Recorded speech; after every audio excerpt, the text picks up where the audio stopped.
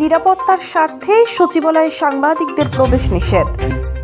শেরপুরে অবৈধভাবে বালু উত্তোলন, লাখ টাকা জরিমানা, 21 ড্রেজার ধ্বংস। টোল প্লাজায় দাঁড়ানো গাড়িতে বাস চাপা, নিহত 5।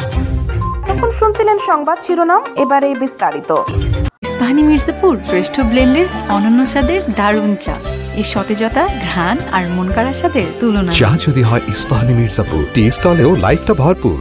সম্প্রতি সচিবালয়ে ভয়াবহ অগ্নিকাণ্ডের ঘটনায় নিরাপত্তার কথা মাথায় রেখে সাংবাদিকদের প্রবেশাধিকার নিষিদ্ধ করার সিদ্ধান্ত নেওয়া হয়েছে বলে জানিয়েছে প্রধান উপদেষ্টার প্রেস উইং। আজ শনিবার সকালে প্রধান উপদেষ্টার দফতর থেকে এক প্রেস বিজ্ঞপ্তিতে এই তথ্য জানানো হয়েছে। এতে বলা হয়েছে, ভয়াবহ অগ্নিকাণ্ডে ক্ষতিগ্রস্ত কি পয়েন্ট ইনস্টলেশনের নিরাপত্তার কথা মাথায় রেখে সচিবালয়ে সাংবাদিকদের প্রবেশ নিষিদ্ধ করার সিদ্ধান্ত নেওয়া হয়েছে।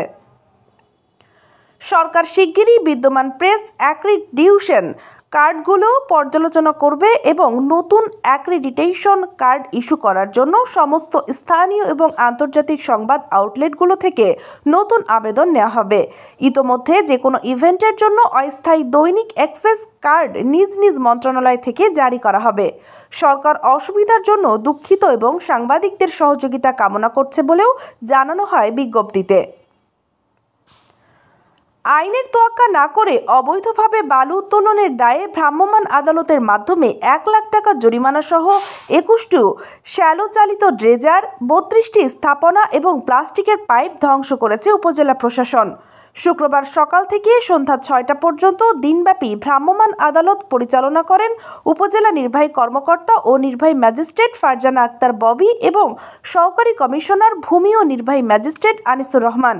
ভ্রাম্যমাণ আদালতের তথ্যমতে সম্প্রতি ভোগাই নদীর নয়াবিল, বানিয়াপাড়া, নয়াবিল ইউনিয়ন পরিষদ এলাকা, নয়াবিল ডাক্তারগোপ, হাতিপাগার ভাঙা, হাতিপাগার স্কুল এলাকা, ফুলপুর বান্দের বাজার, তন্দুর ঘাট ও কালাকুমা বাজার এলাকায় নদীর তীর ভেঙে অবৈধভাবে বালু উত্তোলন চলছিল।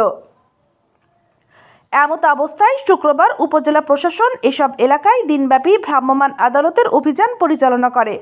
অভিযানকালে অবৈধ বালু উত্তোলনে জড়িত থাকায় হাতে নাতে আটক ঘাকপাড়া গ্রামের আরশাদ আলীকে 1 বছরের বিনাশ্রম কারাদণ্ড প্রদান করা হয়।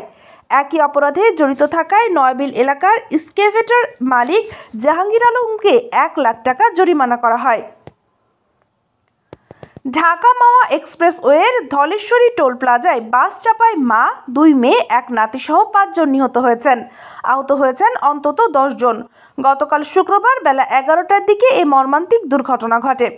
নিহতরা হলেন মুন্সিগঞ্জের সিরাজদি খান উপজেলার নন্দনকোনা গ্রামের বাসিন্দা ইকবাল হোসেনের স্ত্রী আমেনা আক্তার, তার মেয়ে ইসরাত জাহান ইমি ও রিয়ামণি, রাজধানীর কদমতলী জুরাইন এলাকার বাসিন্দা মোহাম্মদ সোহাগের ছেলে আয়াজ হোসেন ও হাতিরঝিল এলাকার বাসিন্দা সুমন মিয়ার ছেলে মোহাম্মদ আবদুল্লাহ।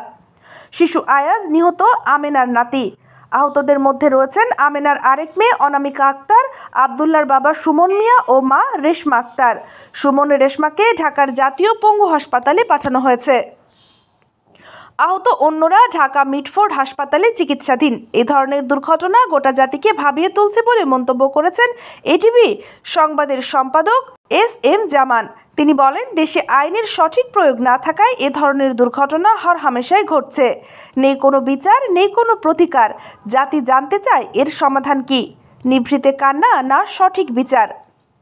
এটিভি সংবাদের পরবর্তী সংবাদ দেখার আমন্ত্রণ রইল। ধন্যবাদ সবাইকে।